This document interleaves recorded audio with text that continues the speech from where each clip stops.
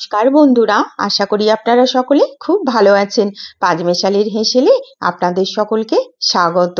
আজ আমি আপনাদের সঙ্গে যে রেসিপিটি শেয়ার করব সেটি কিন্তু শীতকাল চলে গেলে আর বানানো হবে না, কারণ এটার জন্য আমি যে উপাদানটি ব্যবহার করব সেইটা কিন্তু শুধুমাত্র শীতকালেই পাওয়া যায়। তো আবার না হলে আবার সামনে বছর এই রেসিপিটি খেতে হবে। হ্যাঁ, দেখুন বন্ধুরা, আমি এখানে নিয়েছি সর্ষে ফুল।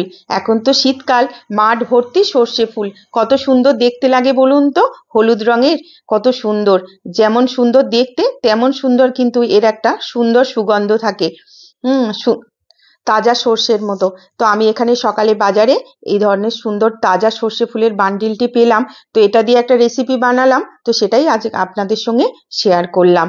তো আমি এখানে প্রথমে সর্ষে ফুলগুলো এইভাবে করে কেটে নেব।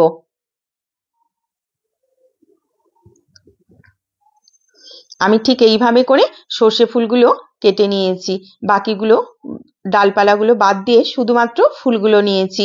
খুব সুন্দর একটা সুগন্ধ আসছে, ঠিক সর্ষে বাটলে যেরকম একটা তাজা সর্ষের গন্ধ আসে না, ঠিক ওই রকম একটা সর্ষের মতনই গন্ধ আসছে। তাজা ফুল তো তো আমি ভালো করে ফুলগুলো ধুয়ে নিয়েছি। এবার একটা বাটির মধ্যে আমি এই ফুলগুলো দিয়ে দিলাম।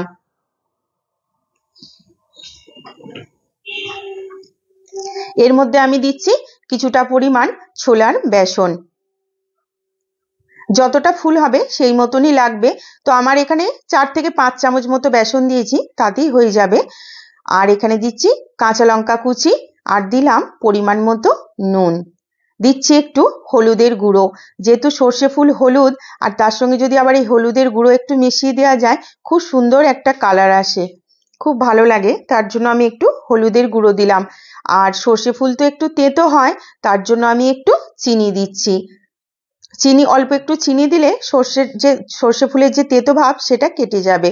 দিচ্ছি অল্প একটু কালো জিরে,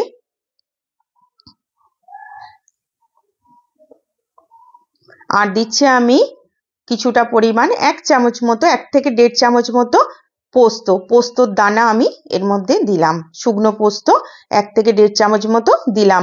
এই পোস্তটা দিলেও কিন্তু খুব সুন্দর একটা মুচমুচে ভাব আসবে, ক্রিস্পি হবে, খেতে ভালো লাগবে। এবার সব কটা উপকরণ প্রথমে আমি ভালো করে এইভাবে করে মিশিয়ে নিয়ে অল্প জল দিয়ে আমি ঠিক এইভাবে করে মেখে নিয়েছি। খুব একটা পাতলাও হবে না, আবার খুব একটা মোটাও হবে না, ঠিক এইভাবে করে আমি মেখে নিয়েছি। এবার এখানে যেহেতু সর্ষে ফুল, তাই আমি সর্ষের তেলই ব্যবহার করব। তেলটা ভালো করে গরম হয়ে গেছে, কিন্তু আঁচটা এবার একবারে কমিয়ে দিতে হবে। এবার আমি ঠিক হাতে করে এইভাবে করে গোল গোল করে ধীরে ধীরে তেলের মধ্যে দিয়ে দেব।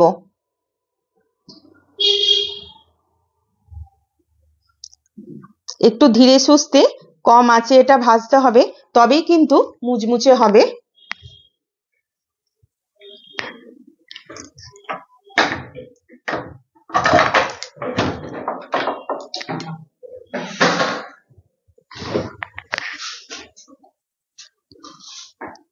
দেখুন, আমার এক পিঠ কিন্তু ভালোভাবে ভাজা হয়ে গেছে।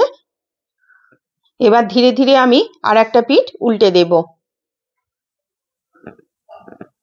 আমি প্রতি বছর শীতকালে এই রেসিপিটি একবার করে হলেও বানাই, খেতে খুব ভালো লাগে। আপনারাও বাড়িতে বানিয়ে দেখবেন, খুব ভালো লাগবে খেতে। শীতকাল মানেই কত রং বেরঙের ফুল ফল, সবকিছু অনেক সুন্দর। প্রকৃতি যেমন সুন্দর, তেমনি সুন্দর সুন্দর উপাদান পাওয়া যায়, তার থেকে সুন্দর সুন্দর রেসিপিও তো তৈরি হয়। যাই হোক, আমার বড়াটা কিন্তু ভালো করে এক পিঠ ভাজা হয়ে গেছে। দু পিঠই আমি এইভাবে গোল্ডেন ব্রাউন করে সুন্দর করে ভেজে নেব। বড়াটা একটু ধীরে সুস্থে কম আঁচে ভাজতে হবে। দেখুন বন্ধুরা, আমার সর্ষে ফুলের বড়া কিন্তু একদম খাওয়ার জন্য রেডি। গরম গরম মুচমুচে গরম ভাত, শীতের দুপুর, আর এই সর্ষে ফুলের বড়া দিয়ে দুর্দান্ত লাগবে। তাহলে বন্ধুরা, যদি আমার এই রেসিপিটি আপনাদের ভালো লাগে, তাহলে প্লিজ একটি লাইক করে দেবেন, কমেন্ট করে জানাবেন কেমন লাগলো।